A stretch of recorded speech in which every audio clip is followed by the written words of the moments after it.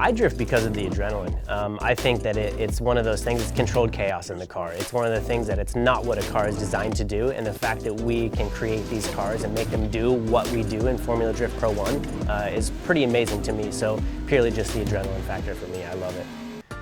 I'm Dylan Hughes, I'm from North Bend, Washington. I've been drifting for about 6 years now, and I drive the Black Magic BMW E46.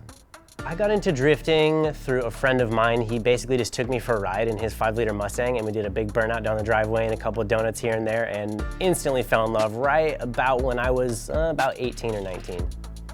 So I would say the craziest thing about drifting to me is just the one and done aspect of it. It's not a multi-lap race by any means. I guess there is two, you do a lead and a chase, but at any point during those laps, if you make one mistake, you're going home.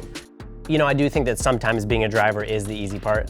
You basically just get to sit in there in the car and, you know, tell people what to do, basically. Not really, but kinda. I think the biggest thing is just the people behind the scenes. You know, I'm kind of the face of the car and I'm the driver, obviously, so I get a lot of the credit. But there is lots of people behind the scenes that are working just as hard, if not harder, than I am. So, you know, Huddy, he jumps in the rig and drives it from California to St. Louis. I mean, that's 3,000 miles almost straight across, you know what I mean? I got my dad when I can't afford to pay anybody to come out to the track. My dad's always there. Takes time off of work, flies out, pay for his own plane ticket, you know, and it's not a crazy amount of money for him, but it's, you know, it's something. And the fact that he's into it and they're supporting me is like the most unbelievable thing ever. So I'm a very firm believer in getting your hands dirty. I actually enjoy working on cars, and being a mechanic for Chris Forsberg for 5 or 6 years, I spent a lot of time getting my hands dirty working on pro drift cars. So I think that that's very important because I truly understand how a car works, how it's put together, and how the car reacts based on the changes that you make to it.